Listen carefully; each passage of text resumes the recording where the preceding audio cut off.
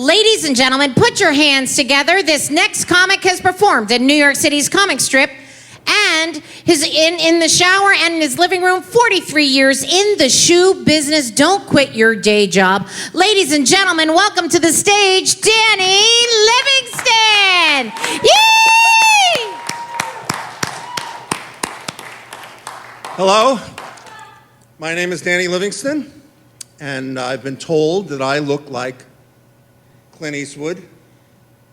Man's got to know his limitations. Running full speed into John McEnroe. You cannot be serious!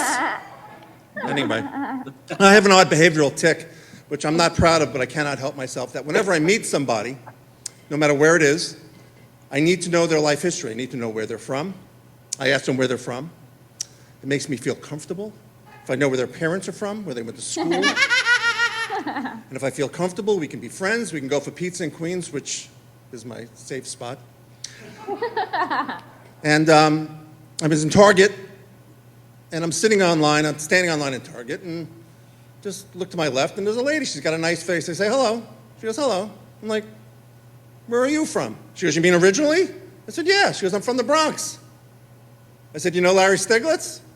She goes, yes, I do know Larry Stiglitz. 1.8 million people in the Bronx. I know one person. Hello, Larry. I go to Las Vegas 4 to 5 times a year. In fact, I go everywhere 4 to 5 times a year, and I fly all the time. And I have to have a window seat, because if I have the window seat, I can sleep. I don't sleep well.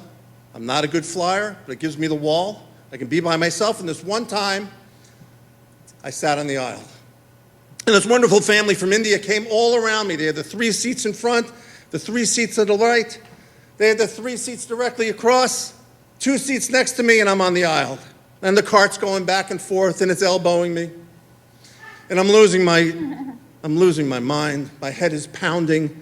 And then all at once, in harmony, they bring out the Game Boy. And it's binging, and it's binging, and it's binging. And I walk to the back of the plane. I can't take it anymore. And I say to the steward, can you help me? I need coffee. It's the only thing that cures the migraine. He goes, relax. I look into his eyes. He has a nice face. He said, I'm making a fresh pot. Pace a little bit. Good. So I walk back and forth, and I look, and I say, I said, where are you from? He goes, I'm from New York. I said, I'm from New York. What part of New York? He said, I'm from Queens. I said, I'm from Queens. What part of Queens? He said, I'm from Briarwood, Queens. No one knows what that is. I said, I lived in Briarwood, Queens. In fact, when I lived there, I lived across from left field of Archbishop Malloy High School. And when I was there, Manny Ramirez went on to play for the Red Sox, hit a home run, and went on top of our building, made the back page of the Daily News. He said, what building? I said, 8311, 139th Street. He goes, what apartment? I said, I lived in 2A. He said, I live in 4A. I said, you do not. He said, my wife's a stewardess in first class, go ask her. I said, wait a minute. That means that the Damskis live below you. He said, I hated the Damskis. They were loud, they were smelly, I said, but then Sue Koch moved in. And we lived through the honeymoon years. She was going around and around.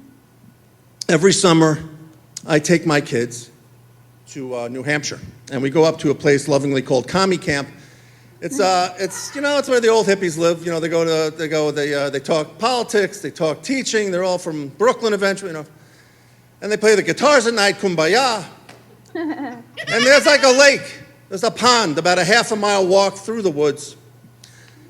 And I was there with my daughter's boyfriend at the time's mom, Valerie, and my brother-in-law, Jonathan, and we go out with the kids, and we go out to the dock.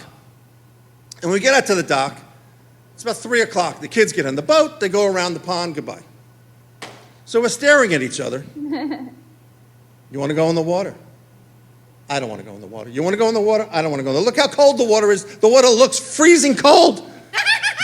Do you want to go in the water? We came all this way. This 80-year-old lady puts on a bathing cap, walks into the water, and goodbye. You want to go in the water? I don't want to go in the water. The water looks so cold, it's freezing. And from nowhere, we hear a whisper. We hear, I'm not going to make it. And all at once, we look to the right, and out by the pier in the middle of the water is up to her neck. She's drowning. So I jump into the water, and it's freezing. And Valerie frisbees me the life preserver, and Jonathan's screaming, he's coming, he's coming. And I'm trying to get out there, I'm going. I'm like, relax. I get to her, she's like, ah!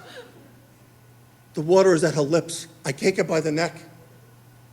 I'm like, relax. She's like, I'm gonna die. I said, yeah, relax. We get to the rocks at the bottom. And I can't, I'm like, where are you from? She said, I'm from New Jersey. I said, what part of New Jersey? She goes, I'm from Hightstown, New Jersey, exit 8. I said, Hightstown, New Jersey, and roll through the Rolodex to my head. Who do I know? Let me go through everyone I know in the men's dress shoe business. And it comes to me. I said, do you know Carl Lowenthal? She said, does he play the drums? I said, yes. She said, he dated my sister. Tell him Marguerite Goldberg says hello. When I was 19 years old, I was trying to be a sports writer. I was going to Queens College, working in a shoe store, because that's the story. And I was trying to be a sports writer, and I did it. I did it for 3 years. I was a fact checker at Sport Magazine. I was the one who checked the stories to make sure we didn't get sued. What are you going to do? Check.